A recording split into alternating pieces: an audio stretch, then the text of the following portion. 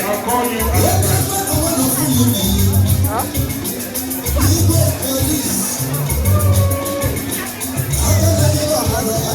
If you need music, come and talk to the DJ. Otherwise, we don't call you.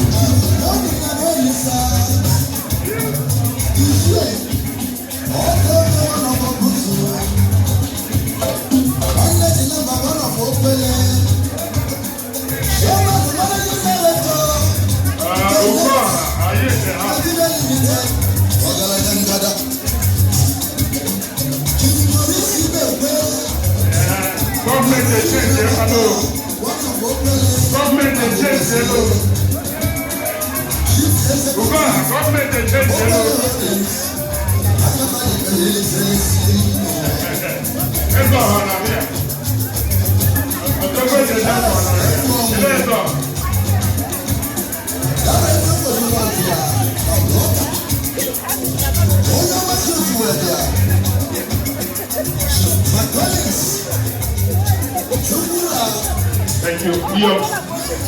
Thank you. Igbo Catholic, are you ready? You're next.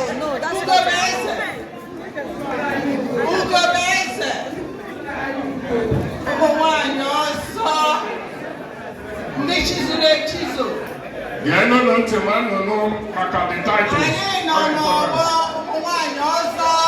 Chieftaincy, prestigious Chieftaincy Association, UK and Ireland. Okay,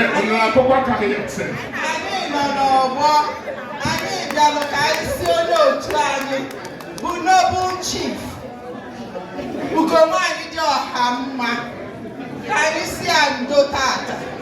Maki femelianu. Ugomani. Wezibo ono tuani. Well dedicated. Nana dekona na kuno bani we. Ayi we data we se kaisi ando. Ugomani. Now we appreciate you. Oh no, Zapano no Twani, but one go one. All they do. Precious metal. Noble Chief, all they do. I need your attack, I see you. Noble Chief, down today, Mom, a proper state to a career. All of one COVID. So, some excuses. Oh, my also double mayor. Double mayor emeritus. When they can name our precious metal. When I see what you will like Ira. Why don't have one of all. When they can name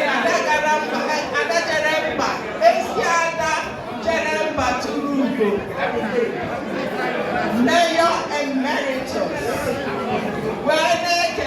No, listen, please. Noble Chief Adakibie, HRM. Adakibie 1 of Nollywood, London. Able High Chief, no High Chief,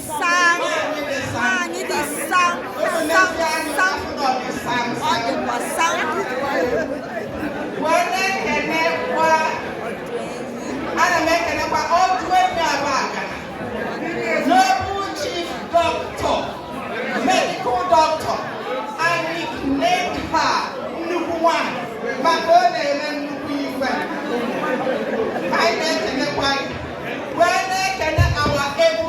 Listen, please. If I come to your table, you know you're making noise. Listen. When I can our noble chief,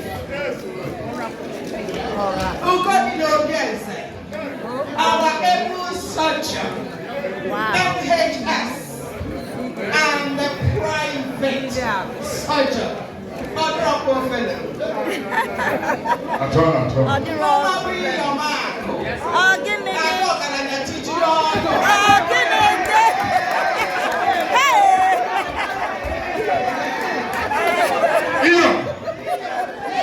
President and founder.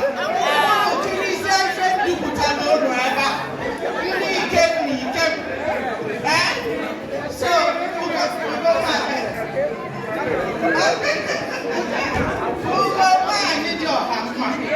I know you will be proud of us.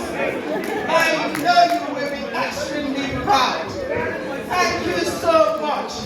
It is idiosyncratic of us to showcase ourselves. Yes.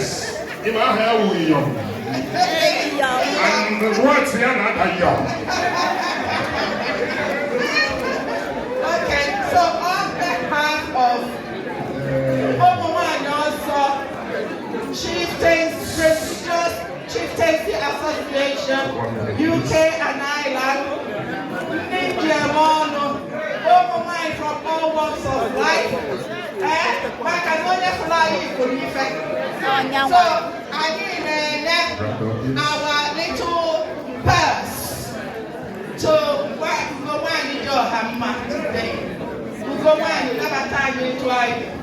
Oh, my is the most who go back there. Who go back there? Indeed, to go to land. Oh my God. Okay, watch out, just watch out. Open your eyes. Be coming down. Today, come down, be coming down. To go to land. That's what I will take your time. Thank you so much.